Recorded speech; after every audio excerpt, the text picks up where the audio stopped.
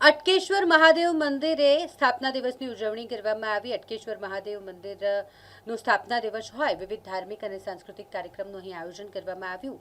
સવારે લઘુ રુદ્ર યજ્ઞથી ધાર્મિક કાર્યક્રમની શરૂઆત કરવામાં આવી અને જેમાં મોટી સંખ્યામાં શિવ ભક્તો ઉપસ્થિત રહ્યા હતા। સવારના સમયે ભક્તિમય વાતાવરણમાં લઘુ રુદ્ર યજ્ઞ પ્રારંભ કરવામાં આવ્યો। મોટી સંખ્યામાં ભક્તો તેમાં જોડાયા હતા। સાંજના સમયે વિશિષ્ટ સન્માન સમારોહ યોજાયો, જેમાં જાણીતી સેલિબ્રિટીઝ અને પૂર્વ મંત્રી ભૂપેન્દ્ર લાખાવાલા તેમજ સ્પાર્ક ટુડે ન્યૂઝના એમડી પરેશભાઈ શાહ જેવા અગ્રણીઓ ઉપસ્થિત રહેવાના છે।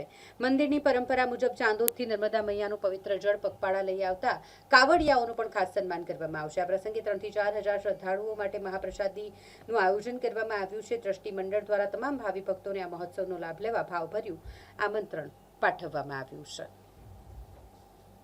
સૌને જય અટેશ।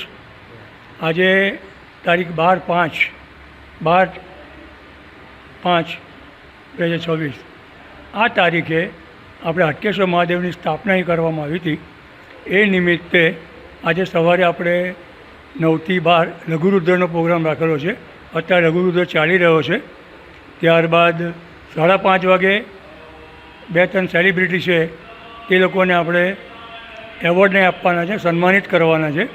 ત્યારબાદ જાહેર ભંડારો રાખેલો છે, જેમાં લગભગ 3 થી 4 હજાર પબ્લિકને આપણે મહાપ્રસાદી આપવાની છે।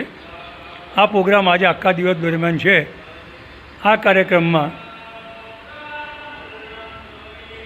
ભૂપેન્દ્રભાઈ લાખાવાળા હાજર રહેશે, શ્રી પરેશભાઈ શાહ હાજર રહેશે। એ સિવાય મંદિરના ટ્રસ્ટીઓ છે તે પણ હાજર રહી અને બધાનું સન્માન કરશે। આ નિયમ પ્રમાણે, મંદિરના નિયમ પ્રમાણે અમારા કાવડિયા સભ્યો જે છે એ કાવડિયા સભ્યો ચાલતા ચાંદોદ જઈ અને નર્મદા મૈયામાંથી જળ લઈ આવે છે। એ જળનો અમે અભિષેક કરીએ છીએ। એ દરેક કાવડિયાનું પણ અમે આજે સન્માન કરવાના છે।